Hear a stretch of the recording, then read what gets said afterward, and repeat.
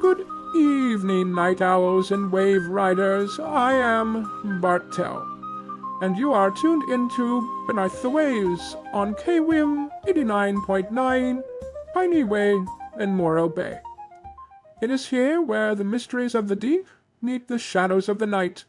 Tonight we dive into the spectral currents with a special segment on ghost stories. These are the tales that will chill your bones and haunt your dreams.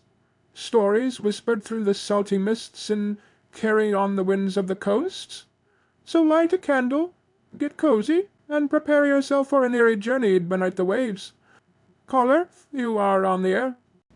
Hi there, Bart. Yeah, I'm here. Thanks for having me. I love your show. I can't even think straight. I love your show. Thank you for having me on. And I have a ghost story I'd love to share with you. Oh, caller, it's quite all right. I'm just an old man. Nothing to be giggly about or starstruck. So you're going to tell me a story, not an experience. Is that correct, caller? Is that right? Yeah, so it's not really an experience that I've had directly. However, it is a story that my father used to tell me since I was a little kid, and I would love to share it with you guys since it's kind of part of the history and the culture of our area, if that's all right with you, Bart, if you don't mind. Steps outside of my normal format, but I suppose I can make an exception this once. But for future callers, remember I am the narrator. Okay, I'm the one who tells the ghost stories. You're the ones that call in with the experiences, so we'll let this one slide, caller. This one time, go ahead. Go ahead, tell me your narrated story. Thank you, Bart. I just flabbergasted you would allow me to do this. Anyways, so I'll just get right to it. So the story goes basically like this.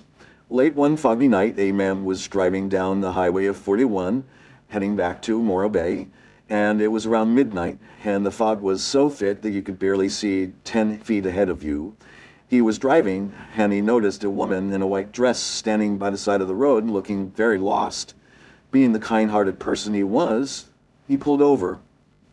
And then he offered this woman a ride. She got into the car without saying a word and pointed straight ahead. As they drove, the fog seemed to get thicker, and the temperature in the cars dropped. The man tried to make small talk, but she just sat there staring out the window. Finally, he asked where she was going. She turned to him, her eyes wide with fear, and whispered, "I need to get home." He asked where home was, and she pointed to a small abandoned house up ahead.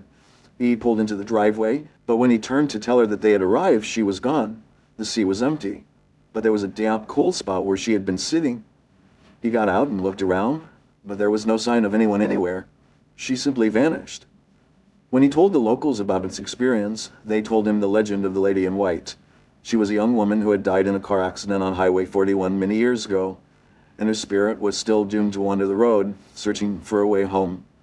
They say on the foggy nights, if you drive Highway 41, you might see her standing on the side of the road, waiting for a ride that will never truly take her home. That story always gets me, Bart.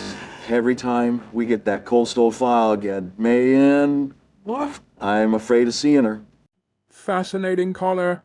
That is a spine tingler for sure. Thanks for calling and sharing. Remember, folks, if you are driving Highway 41 tonight, keep an eye out for the lady in white. You never know who or what you might meet on the foggy night.